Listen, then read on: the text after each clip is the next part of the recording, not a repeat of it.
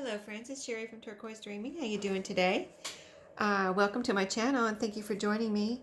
I'm here to share the second video. It's the second video in making a journal out of a box. Okay, so I showed you this box in the first video where we worked on it and shaped it into a cover. And I lined the inside with scrapbook paper and worked on the spine and got that all supported.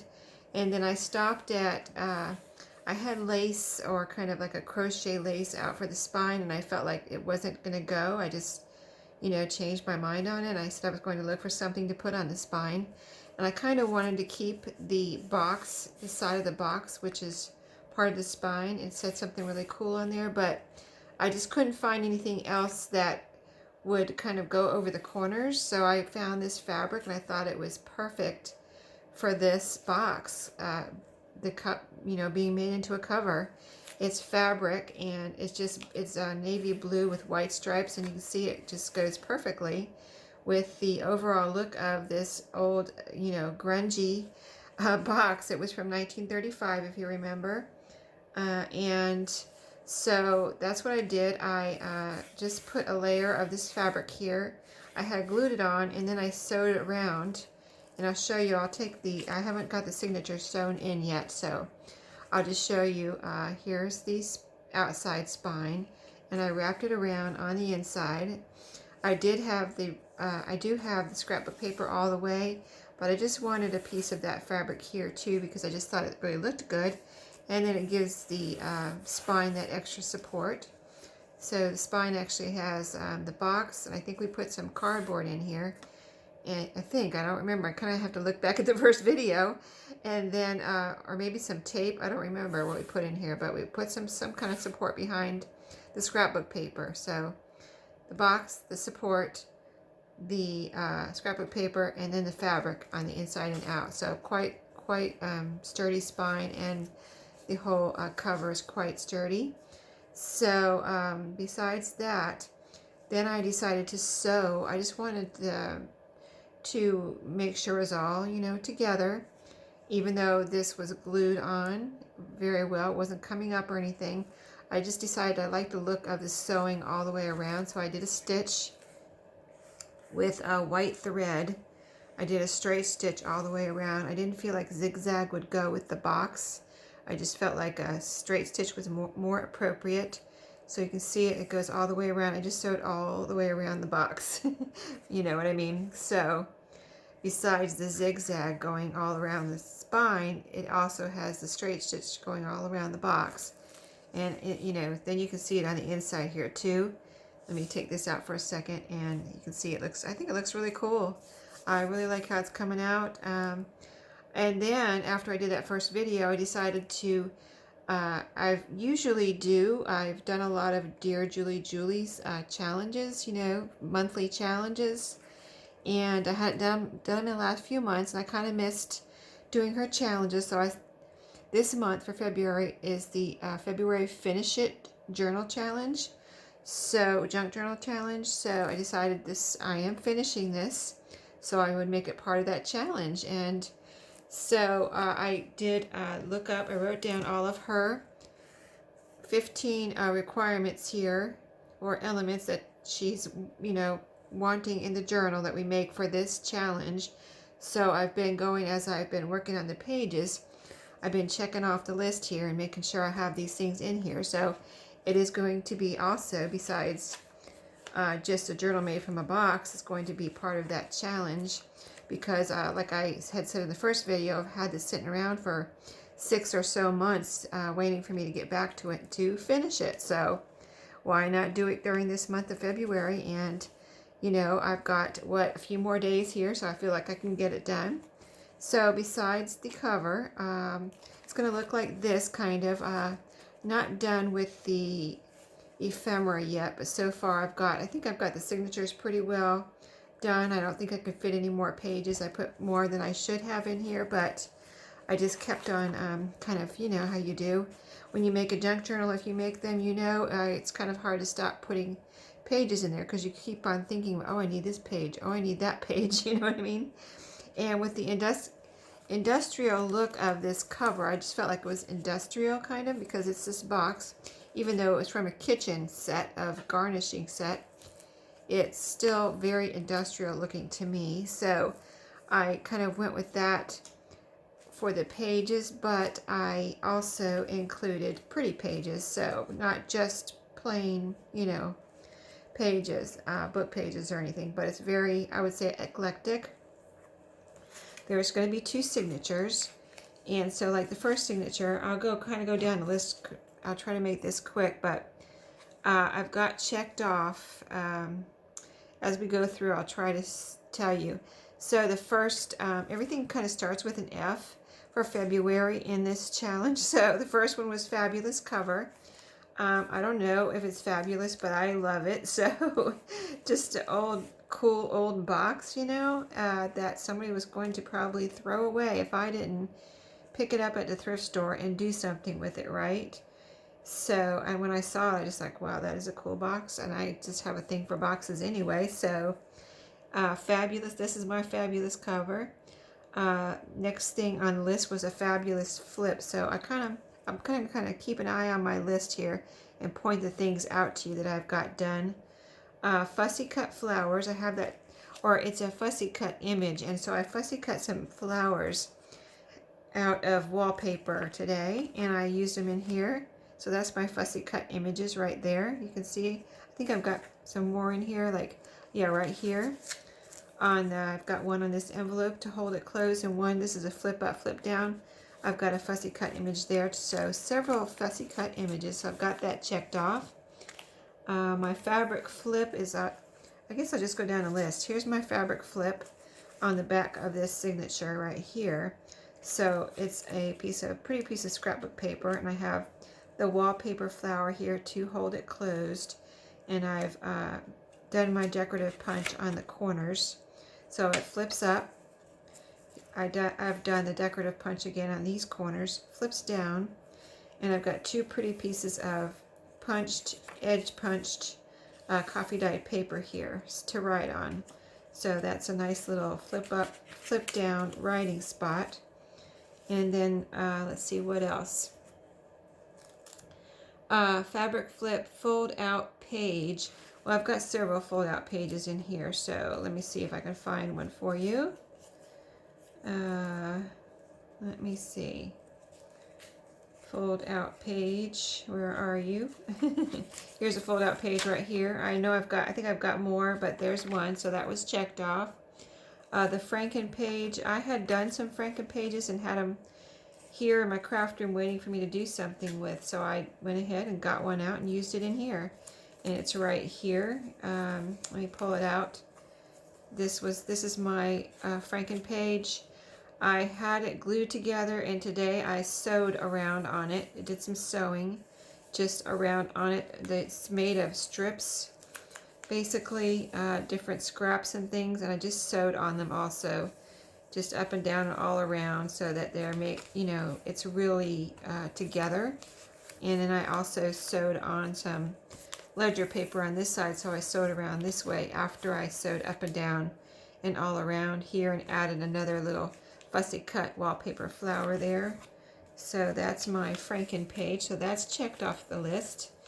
I had to watch a couple of times Dear Julie's instructions on how to do a flip-flop page. Okay, I've never done one before, so this also checks off the list, do something for the first time ever. So this is the first time ever that I've made a flip-flop page. So if I can find it, I will show it to you. Let's see, this is it right here. So this is a flip-flop page. You have a page, it's like this in the book, and it opens up, and this kind of flip-flops around this writing paper. I don't know if I did it exactly right. I did put an extra supporting strip right here, so I think this is actually supposed to flip over a little bit more, but since I have this strip holding it down, it doesn't flip-flop like it maybe hers does, but it is my flip-flop page. So there we go. My flip-flop page is done. and it's a nice little writing spot inside there anyway. So flip-flop, first time ever you saw, that was a flip-flop page. I still have to do my signature ties, and that's the little ties in the middle of your signature, and you decorate those with, you know, whatever little buttons or whatever you want. So that would be my, I still have to do that. Fancy charm, I haven't done that yet. You saw my fussy cut images. My playing cards are right here. You know, they are used to playing cards as, I was debating on whether to do a library pocket or not. And I decided to use the playing cards. We're supposed to use playing cards anyway, and I decided they fit right here perfectly as little side pockets inside the, you know, inside the cover. So, and these went with, I went through just about all of my playing cards to see, you know, to find one that looked like it would go with this overall look of this whole journal. And I thought these went very well, so I put those in there. So, and they're sewn in. When I sewed that around the whole cover, I sewed over these, so they are sewn in. And I think that's about it. My favorite, next thing I haven't done is my favorite item to make. My favorite item to make besides the overall journal is probably, I love to make journaling cards and tags. So that'll be next when I'm working on the ephemera to put in here. And a fluffy tassel. So we're supposed to make a fluffy tassel. So I'm not really jiving with the tassel on this journal. Although I'll probably make one to go along with the challenge. It's just not a journal that I would typically make a fluffy tassel for, because it's very kind of generic and kind of industrial. So it's not like a floofy kind of lacy kind of journal where you would picture a fluffy tassel on the side. But I'll make one just to go along with the challenge, and then that's pretty much it, except for the bonus stuff, which finish more than one journal, and bonus 2 is finish a product. I don't know if I really haven't finished any products yet. That means using up something, using up a sticker pack, or using up a, you know, napkin or something. So anyway, I don't think I've used up anything except for this box. So maybe that would count. I don't know. But let me just do a quick little flip through. Besides, you saw the cover. I did make, this was part of the box, I made it into a book cover. I've got a metal eyelet right here with a piece of that fabric that I used on the spine, I used right here. And also on this side I sewed it, under here is a piece of cardstock to this box. This box piece right here wanted to come apart. So I wanted it to sturdy it up, so I put cardstock under there, and then the fabric. And then, you know, also this metal eyelet and the tie there. So I think that came out really cute, even though it's thin. It's cool because it was a part of the box, you know what I mean? So I just like it for that reason. And the colors. And so here's the first signature. It starts out, they both the signatures start out with a pretty piece of cardstock and with the wallpaper flowers that I showed you.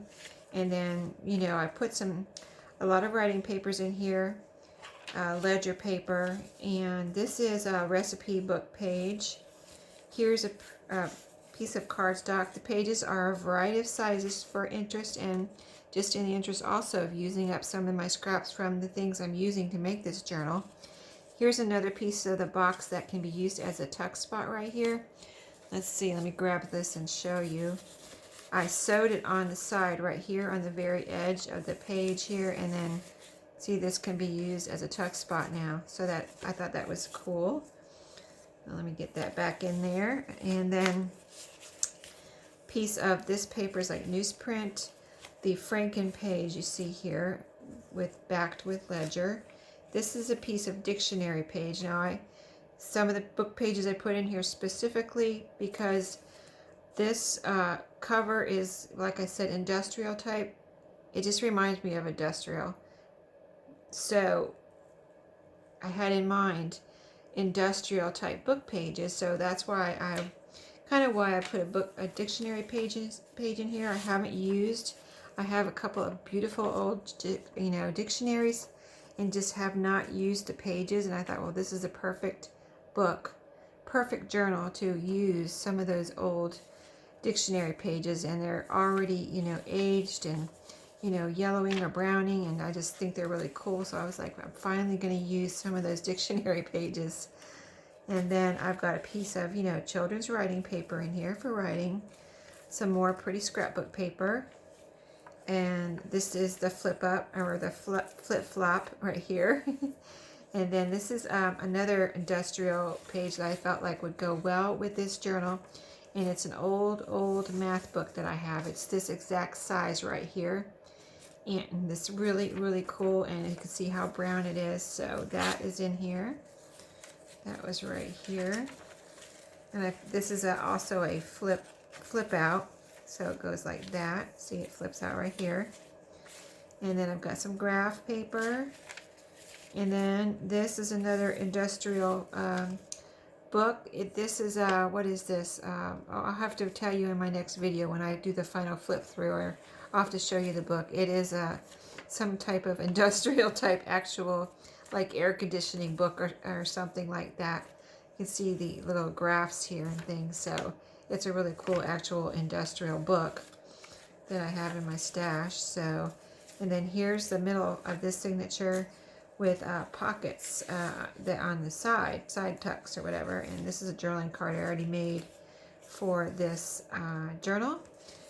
Just another cut off from that scrapbook paper.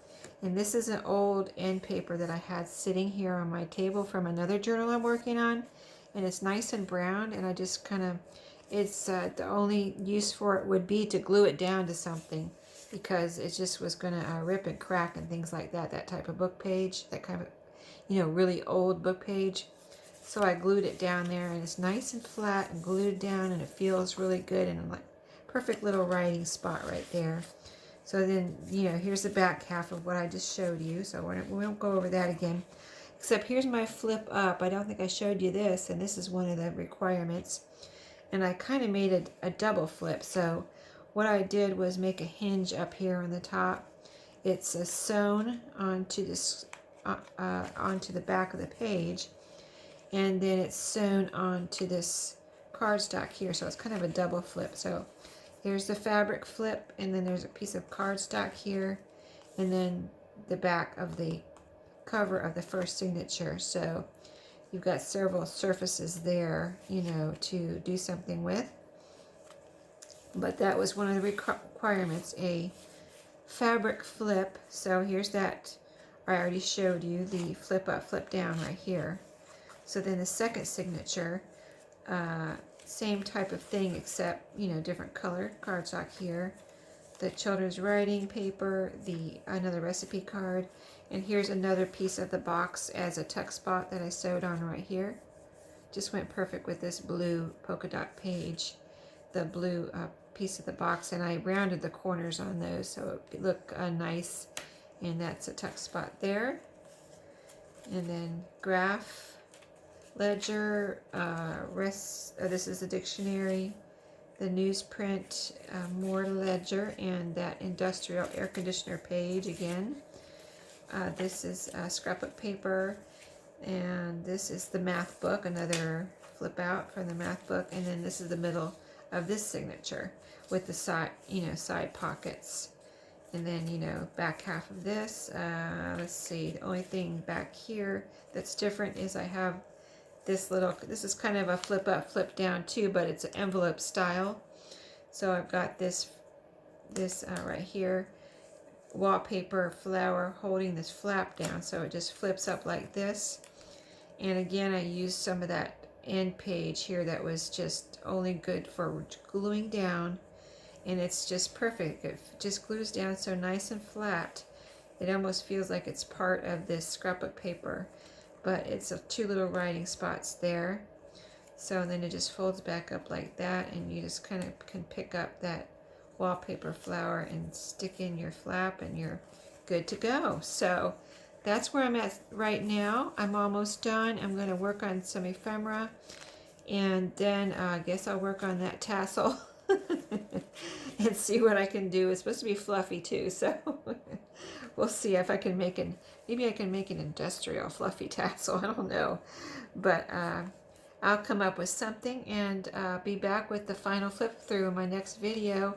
I hope you enjoyed watching this progress from a box, from an old box into what I think is a beautiful journal. You know what I mean? I think it's awesome. It's a cool size, and I like, you know, you can see how you can hold on to it, and it's almost like a little wallet size journal. So pretty cool, and I'll be back with the final flip through. Thank you for watching, and I'll see you next time. Happy crafting.